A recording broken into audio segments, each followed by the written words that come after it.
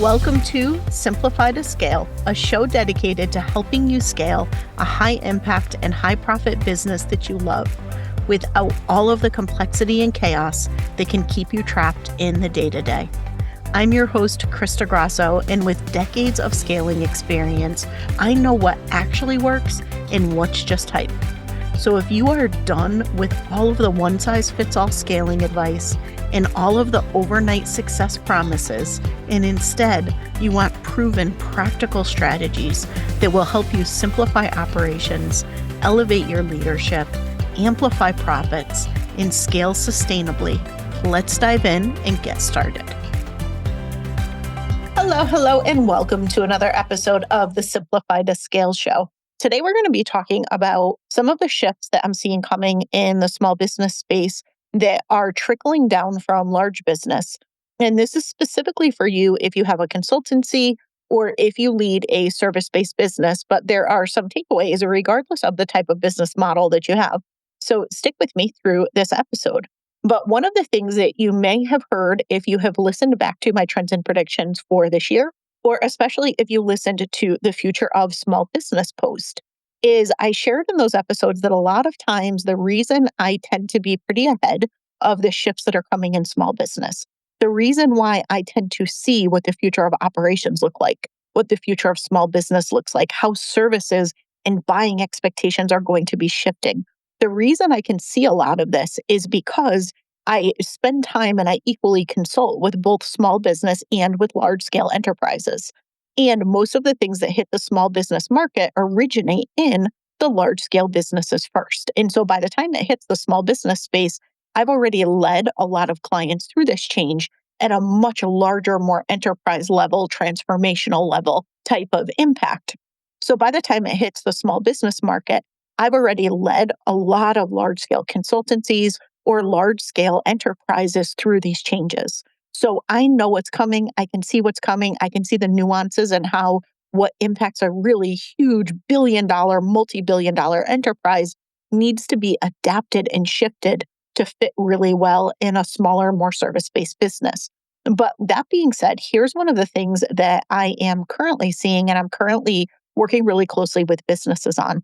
And that is if you think about most service-based structures, in some way, shape, or form, time equals money.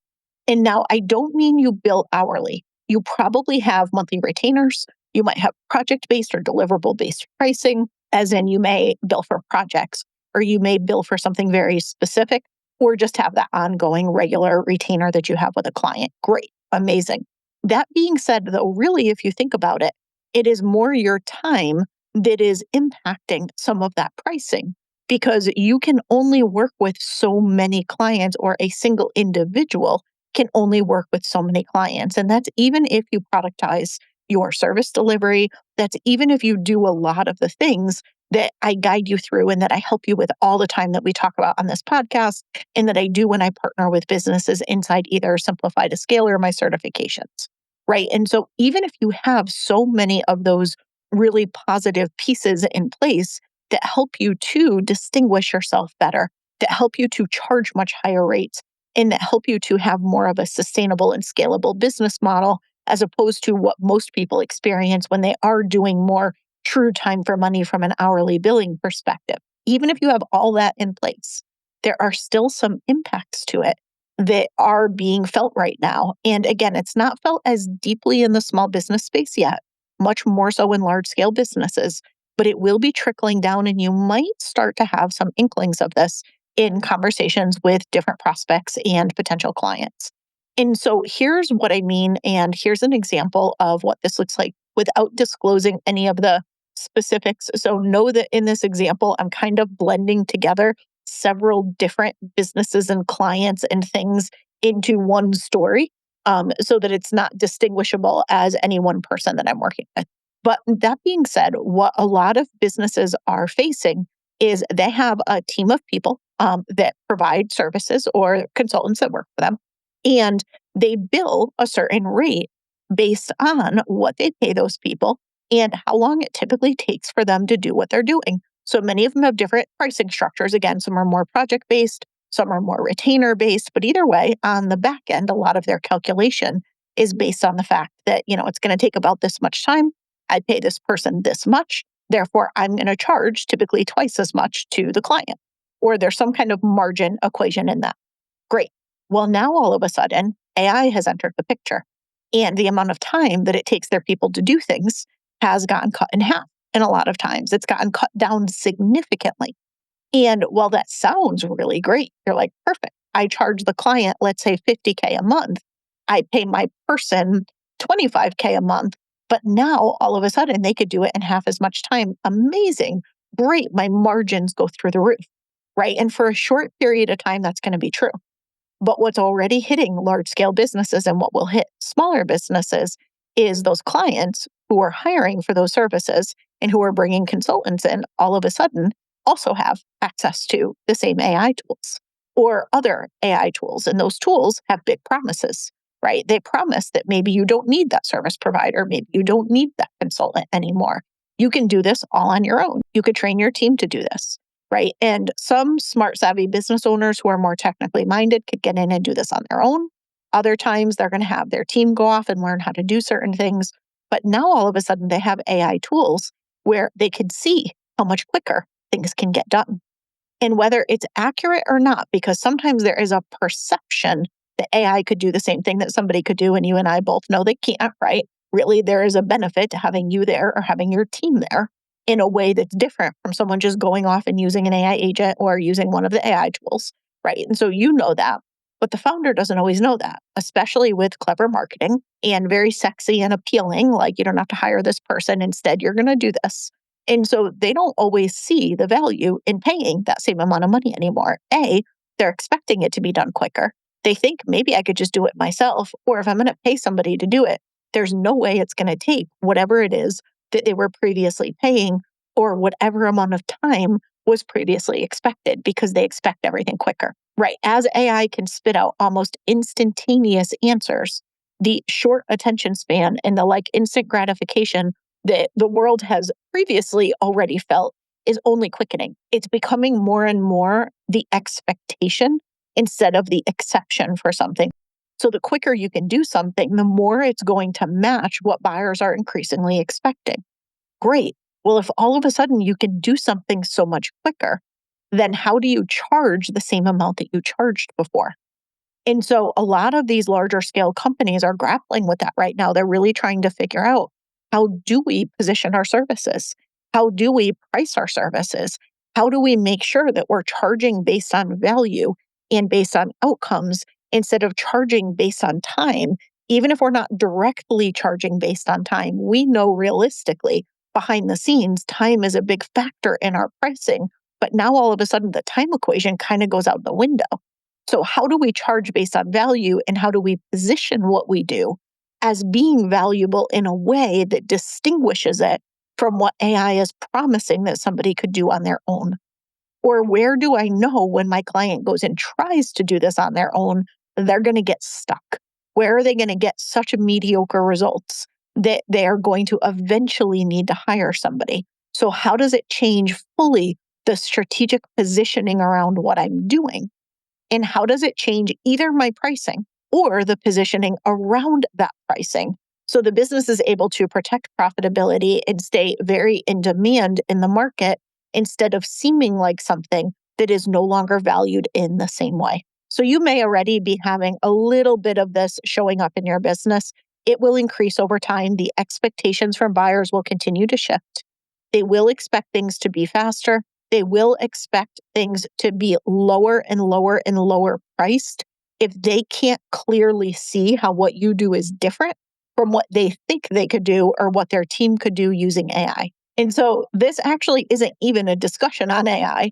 It's really more a discussion on how you ensure that what you're doing is so deeply rooted in outcomes and in results and in value versus in deliverables and in more kind of almost checklist oriented or time based things from a perception perspective. Your proposals might not literally look like that, although many I've seen do. But how is the perception more about value outcome versus deliverable time or deliverable effort. That's going to be really important. In a way that I'm seeing this play out a little bit, especially for service-based businesses that have more consultancy type models, is a lot of businesses are starting to actually do offers where you do not pay as a client unless and until they deliver those results. So if you think of the way that most contracts typically build today in the small business space, if you're a fractional, if you're a consultant, if you're a service provider, is people pay upfront and then you deliver the service. So if it's a monthly retainer, for example, people pay you today to get started, and then they pay you every single month and you're delivering on that service. Or even if you have your services different where you deliver on the month and then somebody pays for the month that you already delivered, it's an ongoing recurring payment that you're doing. And now some people will have some sort of refund policy in place. This is more common in like a group program as opposed to in a one-on-one service, but I've seen it show up in a lot of different places. And that is like, we will work with you until you get results for free if you don't achieve the results within the time period that we promised, right? So join the 6-month program. Within the 6 months, you're going to experience benefit A, benefit B, benefit C. And if you don't, we'll continue to work with you for free until you do, right? Sometimes you'll see those sorts of offers, but the expectation is still that the client paid you to join the program, or the client paid you and is paying you every single month to deliver said service. Well, what I'm seeing is the opposite. The client does not pay at all, not a penny, until you deliver that outcome. And if you don't deliver the outcome, you don't get paid ever. There is no expectation of pay unless you deliver on the outcome. Now, I want you to think about that for a moment. What would need to be true for you to be able to do that? First of all, you'd need to have the cash flow to be able to carry the business for whatever that period of time is, from when you start working, when work completes, when the outcome and the results are validated, and then when your client actually pays you, then when you receive the money and you're able to pay your team if you have a team who's delivering. So if you think about that, you need to have really steady cash flow and you need to have reserves in the bank to be able to fund that. If it's just you, it gives you a little more flexibility. But that being said, it's cash reserves, cash flow, and really strong profitability and cash available for the business is going to be super important for that to be possible. So now let's say that that's true. Great. Well, then what else needs to happen is you need to have complete 100% confidence that your methods, your working style, your service that you provide is going to actually provide the results and the outcomes that you promise. So you need to have things really, really dialed in and have a high degree in confidence in what you do, which means you need to be really discerning in who you say yes to and who you take on as a client to ensure that that client can actually get that result. Just because your method is amazing and can and has proven to get results, you and I both know not every single person will get those results because not everyone is going to show up and commit and take action in the same way. Not everyone is fully really transparent about where they are when they're coming in and when they're starting with you. So you learn over time what to listen for and where there's some red flags and where you can really trust that this person is where they say. And so you know that what you do, they're coming in at the right place, right? So there's all these little cues and things that you have to know that that business is the right business beyond just the surface level checklist, like business of this size in this industry with this many employees or whatever it ends up looking like. You need to know those other more behavioral cues as well to know, is the founder going to show up and resist every single thing that you try to say? Is there someone internally who's going to sabotage every single thing that you put in place because they want to protect their job? Like, there's all of these other nuances that you need to show up for because you need the money to float the time period between when you start and deliver the work, and then you get paid. And you need the confidence in your method that you are without a shadow of doubt going to get this business results, which means you need to know which business or which client, if you work with, you need to know without a shadow of a doubt that you can get your client results. And you need to know without a shadow of a doubt that that client is the right fit And you need to know without a shadow of a doubt that that client is the right fit to get results for. So all of those things need to be true. And then there's one other is you're not going to do that with a year-long engagement. You're probably not even going to do that with a 6-month engagement. You're going to want something that's going to produce tangible, measurable value relatively quickly, whether that's 30 days or maybe even as much as 90 days. I probably would not go beyond that. And now, once you do that initial deal that's very contingent on the results and the outcomes, at that point, you may switch into more of a monthly retainer model. You've proven yourself, they've proven themselves. You know that working together is going to be a valuable exchange. You know that they're going to continue to benefit from the work that you do and vice versa, right? And so maybe after this initial, let's say 3-month engagement, where you deliver an outcome, you provide the results that you promised, they then pay for those and then slip right into an ongoing monthly retainer that could be forever kind of engagement or a longer term, like a year or two type of engagement. I see that happening more and more where businesses, again, especially service providers and consultancies, are starting to make some of these decisions, and it's causing them to really dial in their process, like super dial in their process, super dial in their avatar, really get clear on the specific niche and the type of business. And again, not just the like demographic type information, but more of the behavioral things that they're looking for as well to know that it's the right fit. So this may not be something that you need to even be thinking about immediately in the super near term. But wouldn't it be great if you could set yourself up for this being possible? Wouldn't it be great to dial in what you do so that you do have that level of confidence? And if this opportunity, the most amazing opportunity came along, and you're thinking, I would love to get into that business. If I could get in and start working with that business, that is going to allow me to scale my business in a way that I can barely even dream of right now. It's going to provide this much ongoing revenue. It's going to allow me to build out my team more, or whatever that goal is that you have. And you have this opportunity come along, and what it's going to cost you is 90 days worth of work without pay, knowing that on the other side of it, you are not only going to get paid and get paid well for that time, but all of a sudden you're going to have this ongoing engagement.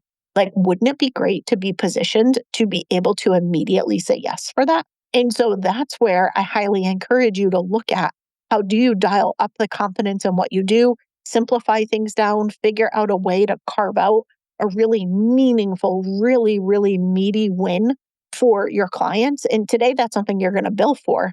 But maybe over time, you're building up enough reserves to make it possible that you de-risk it entirely in a way that you know your competitors can't do, because they're not going to be ready to be able to do that financially, even if they had their stuff dialed in enough to be able to confidently deliver on it, which we know they probably don't, right?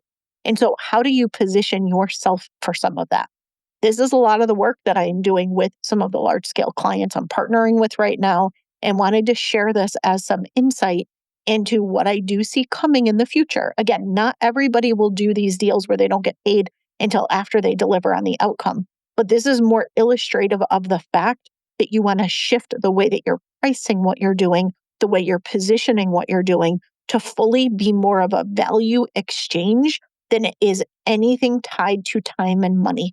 That's going to be really, really tricky. And it's going to be more of a race to the bottom on pricing for any sort of services that are very deliverable based versus very outcome based. Yes, you need to deliver things, that does not change. But how do you anchor it in value and outcomes? And this is, if you do work with other businesses, this is what we do inside Soul Collective and inside our certification program. So encourage you to go visit that. If you are a visionary founder, encourage you to check out our extraction program, where I am demonstrating this in real time with you, where we're taking 30 days to do something that we used to take 90 days to do. And we're doing it together to give you the roadmap to get yourself out of the day-to-day operations of the business. And then you can step into the ongoing container where we partner with you to make that roadmap a reality and to implement on it. And so that was part one of this episode, but I want to actually dive into one other piece of things that's really important. And this is more of the now type of framing. So everything I just walked you through is directionally where things are going. But what about some things to be looking at right now? One of the things that I think you want to be thinking of is how do you make yourself more efficient? So, how do you leverage whatever tools and technologies are available to you? So, when you think right now, how do you make what you do as valuable as possible in the least amount of time possible? And when you look at your own team, the people who support you, how do they do that for you? What you do not want to do is pay for people's inefficiency. And businesses do not want to pay for any inefficiency from you or your team as well. And I'm going to give you an example here. So I had hired someone onto my team not that long ago, had come in as a referral. A client of mine also hired this person. So came in through a referral. We were both looking for the same role, made a ton of sense to both bring this person onto the teams because we could kind of co-train. I do this with my clients a lot when they're hiring. If I'm hiring for the same type of role, we just hire together and then my team takes on all of the training and all the mentorship for them. We even do the interviewing for them. It makes it so simple. So I'll do this a lot. If I'm hiring for something, I'll usually check with my clients and see, hey, are you looking for this role also? So we can create a lot of leverage in our own interviewing and hiring process by looking for people that can work across our business and our clients' businesses, or if we're hiring full time and they're looking for someone full time as we're interviewing, it's one job posting and we can interview and source multiple candidates and then do all the training and onboarding at once. So super efficient way to work. If you help your clients with hiring, highly recommend that you do that same kind of leveraged approach as well. My clients love that we do that with them. But that being said, we brought somebody on and she had a ton of skill, really creative, really good at what she did from a strategic thinking perspective, which is often a gap in this kind of role. So that was a really good selling point. The challenge and why she is no longer part of my team and she is no longer part of my client's team either is I don't know that I've ever met someone in my life who was more inefficient. It took her so long to do every single thing that she needed to do. And have you ever met one of those people who is just like a walking ball of chaos? Like every single thing they touch is just 20 times harder than it needs to be. And they kind of can't get out of their own way. They literally make everything more complex and more chaotic. And even if you introduce a simple solution or a simple way of thinking about things, they can't even wrap their brain around it. They're just wired to naturally work harder instead of working smarter. And any sort of working smarter puts them in more of a reactive state than anything else. And I've had multiple people in this role over the years, and I was pretty generous with the hours that I gave her for the role. It was a part-time role. It wasn't a full-time role. But I was pretty generous in the amount of time that I gave her. My client was as well. And she could not do it and constantly kept complaining that she needed more hours and it wasn't realistic and there was no way that she could get it done in this amount of time. And meanwhile, we've both had other people in this role working half as much, doing the exact same thing that we were asking of her. And she could not get out of her own way. She could not understand how to work efficiently. And this ended up being a really obvious non-fit. We tend to work really efficiently. We work really collaboratively. We like low drama. We like a low stress environment. This person, unfortunately, did not check any of those boxes once she actually got in and we could see the way in which she worked. Now, the beautiful thing about this scenario, the irony was she used AI all of the time, but the irony was she used AI a lot actually to her detriment, yet she was not more efficient because of it. If anything, I think it added to the chaotic nature of the way that she worked. Now, because she was new to our teams, this became really apparent, and it was really easy to make a decision up front to recognize the person just purely isn't a fit, right? This is kind of an extreme case. Most people that I bring on, this isn't the case. But what's interesting about this, and the reason why I share it, is where on your current team do you have people that are naturally working harder instead of smarter? Where do you have people who are not working as efficiently as they could be and maybe need to either have a little bit of space to take a step back to make improvements and really optimize what they're doing so they can approach things from a much more efficient, smarter way of working? Or where do you maybe need to invest in some training or some up leveling for the team that you have so they can really simplify and reimagine what they're doing? Because left to our own devices, things naturally get more complex. People naturally will adopt behaviors and ways of doing things that maybe could be automated or maybe could be simplified, but they don't have the space to step back to sometimes even recognize that they are not working in the most efficient way possible. This is something that we regularly do inside my business. There's a lean technique called the Gemba walk. If you're not familiar with that, I highly encourage you to go look that up. But we will look at how people do things as part of our regular just working together, working agreements. And as part of this, we're able to spot really quickly and see inefficiencies in how people are working because everyone sees how someone does something and it's done in the spirit of continuous improvement. So we can look and say, oh, okay, I see why you're doing that. Did you know you could do this instead? And that's going to save a ton of time. This happened with someone on my team recently where there was something where every time we had a date change for our workshops, she was going in and manually making those updates. And so I saw what she was doing and I said, oh, just go ahead in the email provider and set a custom field. So you plug in that attribute into the email, and all you have to do is update it in one place every time the date changes, and you don't have to go touch or change any of the emails.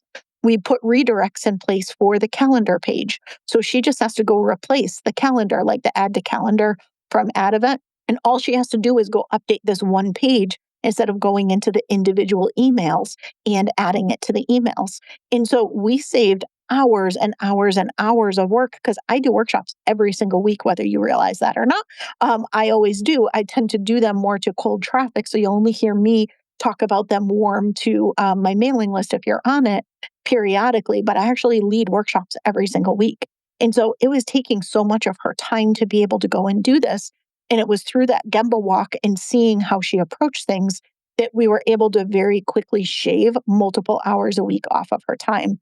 But if you look forward to where I started this episode and some of what I see coming, there's not really a lot of room for inefficiencies or working harder where you can work smarter. And again, this is where you can and where you should. There's always those things that are going to be much stronger and more valuable for a human touch, for being able to really take your time with. But in all of the places where you don't need to do that, you want to be as efficient as possible. And you do not want to be paying for anyone on your team to be working in an inefficient way. You want to make sure as you're hiring people who are much more efficient. You want to make sure that people have the space for the things that need depth and time and focus. And you want to make sure that you are simplifying and optimizing the other things that are being done. And this should be part of the values that you have for how your team works. And this should be part of what you're testing for, not just in the hiring process, but in the ongoing review process with your team. Because if you were to possibly shift to a model where you did not get paid until you delivered results, where you are making money based on basically where your profitability is driven by how efficient people are being, whether that's somebody who's working with a client to deliver a service, or even if that's somebody internally who's supporting the rest of the team, who's off doing things that are bringing in revenue and profit in the business. You take all of this into consideration. You really want to make sure that you are not paying for any sort of inefficiency, and you want to be positioning your business holistically to be able to be outcome-based and value-based. So I hope you got a lot of value out of this behind-the-scenes look into what's going on in big business that will eventually be trickling down in some way, shape, or form into small business, and gave you some things to think about for your own team and how they work so that they can be as efficient as possible and your business can be as profitable as possible. I will see you again next week. If you are a visionary founder ready to get yourself out of the day-to-day operations of your business and scale in a much more simple, sustainable way, I have just the thing. Register to join me for my Scale Simpler workshop at scalesimpler.com. In it, I break down the hidden barriers that keep you trapped in the day-to-day of your business and what to do to finally extract yourself once and for all so things do not keep coming back onto your plate. And if you're someone who partners with founders as their right-hand advisor, consultant, or fractional, I invite you to explore our scaling certification and licensing programs at strategicopsinstitute.com.